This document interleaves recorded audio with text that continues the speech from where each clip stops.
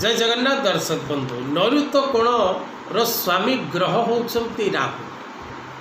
तेणु वास्तुर नैऋत्य कोण अर्थात आपण जो जगार बसवास करुचंती से जगार नैऋत्य कोण रे कदापि गभीर गर्त रखंतु नाही। जदि आपणक चकड़ार दक्षिण पश्चिम कोण रे कोनोसी गाढ़ा बा खाल बा पोखरी बा कोनोसी स्लोपिंग लैंड थाए तेबे विशेष करी गृह मध्यरे बसवास करुथिबा सदस्य मानकर शारीरिक असुस्थता सृष्टि हुए।